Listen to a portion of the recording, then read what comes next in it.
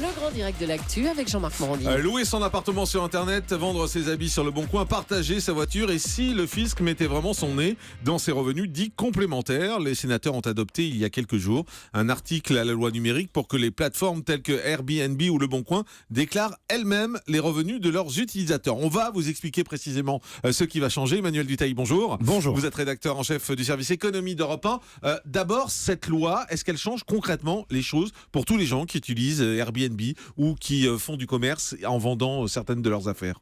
Non, parce que les gens l'oublient souvent, mais c'est la loi déjà aujourd'hui. On doit déclarer, je ne sais pas si Jean-Marc, vous louez votre appartement sur Airbnb, mais si vous deviez par exemple le faire, vous devriez déjà aujourd'hui déclarer ce que vous gagnez. Et personne ne le fait, honnêtement. Très peu de gens le font, c'est la réalité. Donc aujourd'hui, ce que veut le gouvernement, c'est que la loi soit respectée. Alors on pourrait se dire c'est une taxe en plus. Non, c'est juste l'application de la loi. Aujourd'hui, quand on gagne de l'argent, notamment via Airbnb, on doit le déclarer. Après, c'est-à-dire, vous êtes en train de dire, on s'arrête un instant là-dessus parce que beaucoup de gens ne le savent pas. Aujourd'hui, quand on loue son appartement, même sur 2 jours, 3 jours, on est obligé normalement de le déclarer au fisc. Oui, vous avez une case sur votre déclaration de revenus où vous devez déclarer ses revenus. Alors attention, après, là on parle par exemple d'Airbnb.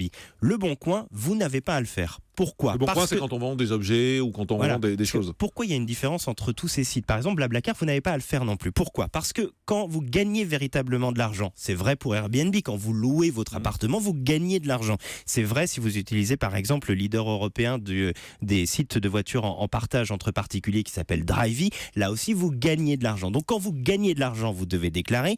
Mais quand par exemple vous vendez un polo sur le Bon Coin, là en tant que tel, vous ne gagnez pas d'argent parce que vous l'avez acheté un jour ce polo et a priori vous le revendez moins cher que vous l'avez acheté. Donc vous ne faites pas ce qu'on appelle de plus-value. Donc là vous n'avez pas à déclarer vos revenus. Donc c'est déjà important d'avoir bien ça en tête parce qu'il y a une différence extrêmement notable. Aujourd'hui, qu'est-ce que va changer la loi? Parce que la loi va véritablement changer quelque chose. C'est-à-dire qu'aujourd'hui déjà les plateformes informe mieux les consommateurs, c'est-à-dire nous, pour nous dire, voilà, vous devez déclarer. Aujourd'hui, si vous allez sur Airbnb, vous trouvez ce petit encart pour dire, vous devez déclarer. Et effectivement, la loi numérique est portée par la secrétaire d'État au numérique qui s'appelle Axelle Lemaire, veut peut-être aller un petit peu plus loin et voudrait peut-être forcer les plateformes à directement déclarer auprès du fisc les revenus qu'on ferait. C'est-à-dire que ce n'est plus à vous de déclarer les choses, c'est la plateforme qui s'en occuperait directement. Ça serait fait directement. Donc on ne peut plus tricher aussi. On pourrait plus tricher, vous avez tout à fait raison. On pourrait plus tricher, vous avez tout à fait raison là-dessus, Jean-Marc. Après, attention, c'est un amendement qui a été passé au Sénat. Le Sénat est dirigé par la majorité là de droite, donc c'est un amendement qui est passé contre l'avis du gouvernement. Donc a priori c'est pas pour tout de suite, pour une raison toute simple, c'est que le gouvernement est déjà embourbé en ce moment avec son prélèvement à la source, donc nous rajouter en plus cette difficulté, ça serait techniquement dur pour eux à intégrer pour donc pour ça le pourrait ne jamais voir le jour dans les faits. Ça va voir le jour sûrement, mais d'ici quelques années. C'est-à-dire qu'on ne sait pas tout de suite. Là, ce qui va se passer tout de suite, c'est qu'on va être mieux informé. Ça, c'est déjà le cas depuis maintenant quelques mois. On est mieux informé. On va sûrement recevoir peut-être même des formulaires nous expliquant bien ce qu'on doit faire.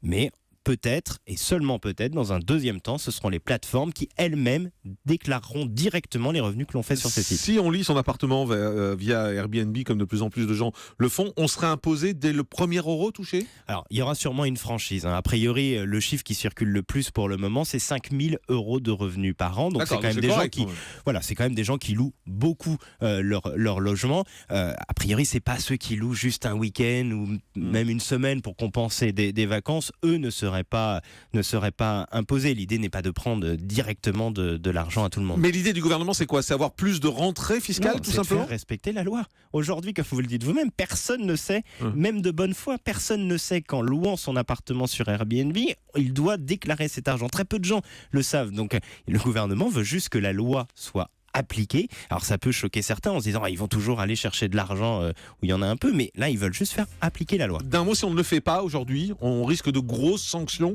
ou pas vraiment? Soyons très francs, vous croyez que le gouvernement va venir s'amuser à aller chercher les petits locataires? Ils ont bien d'autres fraudeurs à aller chercher. Vous ne risquez rien, mais vous ne risquez rien dans les faits, mais vous risquez malgré tout aux yeux de la loi. Voilà, donc en fait on risque pas grand chose. C'est peut-être dû ne pas le dire. C'est pas grave si on l'oublie, mais c'est pas grave.